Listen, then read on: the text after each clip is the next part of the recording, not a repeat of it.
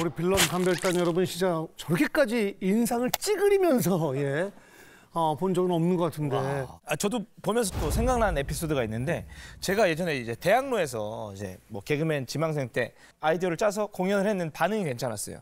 근데 공연 끝나고 같이 있던 그 극장에 있던 형이 날 딱 찾아오면서 진우야, 근데 네가 아까 했던 이 아이디어가 내가 사실 생각하고 있었던 건데 내 아이디어 노트에도 있다. 내일 보여주겠다고.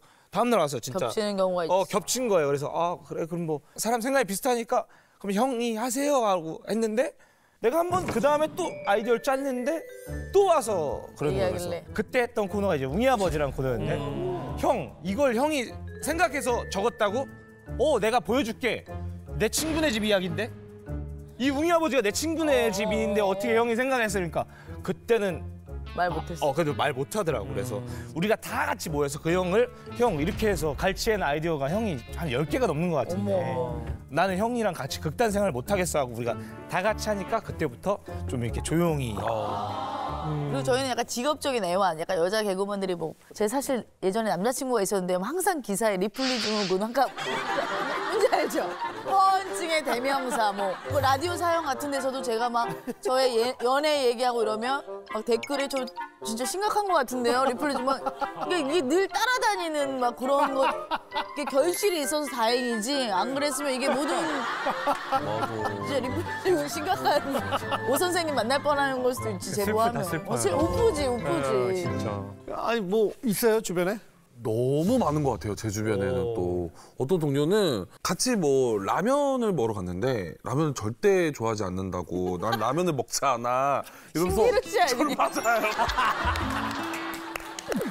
정말 허언증의 대명사죠. 네, 뭐 라면을 안 먹는다는 둥 했지만 국물 살짝 1티스푼만 먹고 그 브랜드를 다 맞출 정도로 라면을 좋아하시고 고기 막 별로 안 좋아한다고. 그런 거 귀여운 거 보는데 저는 진짜 개그맨 동기 중에 지금 활동 안 하시는 분인데 그 친구만 혼자 늦은 거야. 근데 이제 우리 동기 반장 오빠가 늦으면 어떡하냐 빨리 오라고 저 지금 주차장에 타이어가 빵꾸가 나가지고 진짜 그래서 내려가서 봤더니 그거를 말한 거를 지키려고 진짜 타이어 빵꾸 딱 바람을 빼고 있더래요. 그래서 너무 무서운 거야. 이거는 리플리보다 더 무섭잖아요. 그러니까 제가 내뱉은 말 약속을 지키려고 저희가 그때 예의주시했던 그런 상황도 좀 있었거든. 근데 이제 저 같은 경우는 이제 마케팅 일을 하고 아무래도 좀 잘 꾸며야 되는 그런 좀 일을 하다 보니까 또 여 직원들 간에 약간 제 가방 뭐 들고 왔나 약간 이럴 때가 있었어요. 서로. 어떤 직원은 거의 매일매일 그 명품이 바뀌는 거예요. 근데 그게 이제 뭐 남자친구한테 선물 받았다, 엄마가 매던 거 주셨다. 그리고 이제 강남에도 자기가 부모님이랑 같이 살고 있다. 이런 식으로 해서 저희는 와 되게 집이 잘 사는 친구여서 회사를 취미로 다니나 보다 이렇게 생각을 했거든요. 근데 알고 보니까 이 굉장히 나이 많으신 그런 분과 연애하면서 용돈도 받고 이제 막 그런 일을 하게 된 거를 알게 됐어요. 그리고 이제 강남에 사는 것도 원래 집은 이제 충청도인데 그 역삼에 어디지? 그 아파트인가? 네, 거기 이제 가족들이랑 같이 이렇게 살고 있다. 막 이렇게. 되게 구체적이고 네. 거기가 또 꽤 오래된 아파트라. 저는 완전히 이러한 빌런의 피해자예요. 그래요? 네, 저는 이제 예전에 모 방송국에 비교적으로 좀 약간 어린 PD가 있었는데 저랑 동갑이었거든요. 그래서 이제 친해졌어요. 너무나 친해졌는데 근데 그 친구는 자꾸 연예인들에 대해서 얘기를 해요. 동료비업이 술 마시자고 불러놓고 술을 많이 드시더라고요. 동료비역이. 왜 그러신지 모르겠어요. 그리고 너 알아? 동료비역은 양말이 항상 색깔이 안 맞아. 뭐 이렇게 또 쓸데없는 디테일들이 있어요. 진호 형은 말이야. 언제 이렇게 가면 언제 하차가 될 거야. 나락갈 거야. 왜 무슨 일이야? 그거는 거짓말이 아니라 그 여자 작가들한테 주파를 던져. 근데 알파고 생각이 좀 섞인 것 같은데요. 그러니까 문제가 뭐냐면 그분이 말했던 것도 10개 중 하나는 또 나오더라고요. 그래서 저는 또 그분을 말했던 연예인들 분을 이렇게 방송하다가 겹치잖아요. 또 그 사람이 하는 말이 이렇게 머릿속에서 돌려서 말이 맞는가? 이분이 그런 사람인가? 또 그럼 나의 행동 좀 자연스럽지 않게 되고. 그렇죠. 저도 저런 분 되게 많이 만나봤는데 아까 영상에 이제 제니 씨 얘기가 나왔잖아요. 이분들의 좀 특징이 있어요. 예를 들어서 뭐 풍자라는 사람이 풍자 내가 너무 친하지 이렇게 안 합니다. 그러면 본명을 얘기해요. 네. 제 이제 보면 보미거든요. 아 보미? 아 미안 모르겠구나. 그 뭐라 그러지? 아 풍자. 걔가 보미야 원래 이런 식으로 좀 거짓말하시는 분들 나도 너무 너무 많이 봐서. 찔린다. 저도 왜냐면 얘기할 때 현빈 씨 고등학교 때 다리 건너 아는 친구니까 아 태평이 막 이러고 아 태평이 막 이러고 뭔지 알죠? 나 스스로 맨날 그렇게 아직까지 얘기하거든. 이순 씨한테 나 김태평 얘기하는 거야. 누구를 현빈 막 근데 그것도 약간 리플레이 중에 하나인 거 반성하게 되네요. 아 그게 예. 진짜 연예인들도 또 그런 거 자랑하는 거 좋아하는 사람이 있거든요. 있어. 근데 그런 사람 특징이 꼭 물어보지도 않았는데 먼저 아 얘기해. 어제 말도 마.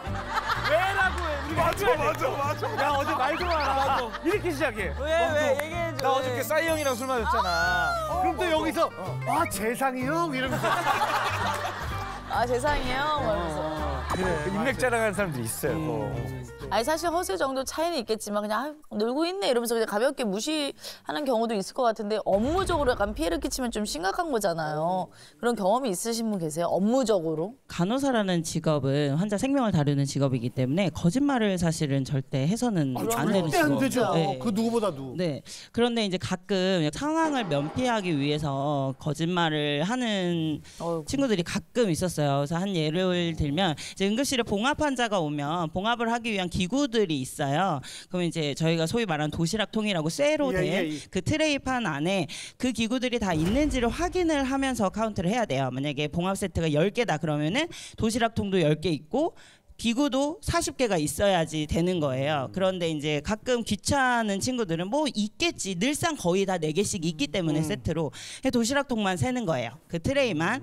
트레이 10개 이렇게 세놓고 근데 사실 알고 보면 그 안에 뭔가가 하나 없는 경우도 이제 발생을 하는 거죠. 그렇게 해서 이제 이 다음 듀티 간호사가 카운트를 했는데 기구 하나가 없습니다 라고 했을 때 그럼 이 기구를 간호사들이 찾아야 되거든요.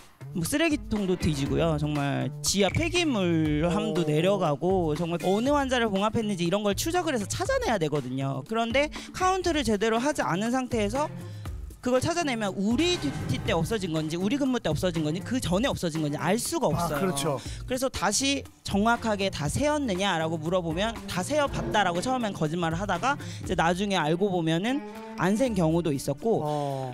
저희가 이제 촬영 프로덕션이에요. 영상 프로덕션인데 이제 촬영 당일날 촬영장으로 이동하고 있는데 갑자기 자기 외할머니가 돌아가셨다면서 좀 급하게 이제 시골로 내려가야 될 것 같다고 이제 이야기를 했었어요. 그래서 뭐 당연히 촬영보다 그 상이 더 중요하니까 이제 보내고 그다음에 저희 구조도 모아가지고 돈도 다 보냈는데 한 일주일 정도 후에 이제 저희 직원 중에 한 명이 따로 와가지고 좀 문제가 있다. 자기가 이제 그 직원과 인스타를 같이 하고 있는데 그 돌아가셨다는 외할머니랑 같이 남산에서 사진 찍은 게 우리 촬영 갔던 날 남산에서 사진 찍은 거를 업로드를 했었다. 그래서 그걸 보고서는 좀 이제 그 친구를 불러서 이제 물어봤더니 한마디도 못 하더라고요.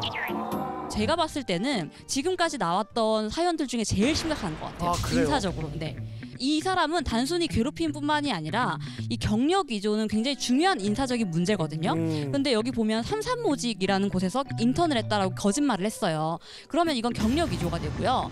그리고 엑셀 여신이라고 한 것처럼 뭐 자격증이 많다고 했잖아요. 근데 다 거짓말이었죠. 그러면 입사할 때 이런 경력 관련된 그 자격증 관련된 것들을 다 위조로 사문서를 제출했을 수가 있거든요. 그럼 이게 바로 사문서 위조가 됩니다. 그러니까 이 사람은 그냥 단순히 직원을 괴롭힌 것뿐만이 아니라 경력 위조에 사문서 위조이기 때문에 굉장히 심각한 문제가 되는 것이고요. 그 조직 내에서 문제도 될 수 있지만 나아가서 나중에 고객사나 협력사에게도 계속 거짓말을 할 거예요. 그렇기 때문에 인사팀에서 이분은 가만히 두지는 않을 것 같아요. 생각보다 굉장히 좀 심각한 문제였군요. 근데 그 심리는 뭘까요? 좀 안타깝기도 하네요. 그러니까 이런 걸 저희는 병적 거짓말, 슈돌로지아 판타스티카라고 얘기하는데 이게 공상호언증이다. 이분들은 습관적이고 반복적으로 거짓말을 해요. 너 이거 했어? 그럼 지금 거의 다 완료됐습니다. 이 정도 거짓말은 누구나 할 수 있는데 뭐 남자친구가 재벌이고 제니가 친구라는 굳이 왜 저런 거짓말까지 하지? 이런 부분들이고 보통 우리가 거짓말이면 사람들이 좀 얼버무리기 마련인데 이분들은 오히려 거짓말이 너무 디테일하게. 그래서 이분들은 사실 이 계획을 세워서 거짓말을 하고 사기를 치려고 거짓말을 한다기보단 그냥 이렇게 거짓말하는 게 이분들의 증상이에요. 그러니까 자기도 이게 어떻게 할 수 없는 반복적인 어떤 자존감이 좀 낮는 분들, 그리고 뭐 학벌에 콤플렉스가 있는 분들은 뭐 학벌 거짓말을 하시고 뭐 가정이 좀 불화가 있거나 뭐 그러셨다면 또 우리 아빠가 나 이렇게 사랑해서 뭐 이번에 외제차 뽑아줬잖아 뭐 이런 식의. 그래서 이건 자체는 병이라고 하기보단 뭐 우울증이나 뭐 자존감 저하나 뭐 혹은 어떤 인격 장애가 이렇게 증상으로 나타나는. 예. 아니 우리 노무사님 이게 사연 속 거짓말 빌런이랑 비슷한 사례가 실제로 있나요? 실제로 굉장히 많은데요. 예를 들어서 신입사원이 왔는데 자기 부모님이 국회의원이다. 대기업 임원이다 이렇게 이야기를 하는 거예요. 이렇게 이야기하는 거짓말하는 이유가 자기한테 어려운 일 하지 않도록 하고 본인한테 좀 잘 보여라 이런 말인 거죠. 자 마지막으로 이런 경우 뭐 어떻게 대처해야 될까요? 가장 중요한 거는 지금 이 빌런 때문에 제보자가 본인이 정말 열심히 했던 업무를 가로채짐 당한 거잖아요. 그래서 이런 업무 가로채기를 방어하기 위해서 우리 직원들이 다 좀 대비하는 게 필요한데요. 상사에게 중간중간 본인이 했던 일을 소명하는 게 중요해요. 그러니까 내가 이 일을 했다는 걸 먼저 소명을 하고 그리고 중간중간 보고를 하는 거죠. 내가 이 일을 얼만큼 했고 이제 앞으로 어떻게 할 거다 이렇게 해주면은 조금 더 이런 억울한 일을 당하지 않게 되지 않을까 싶습니다.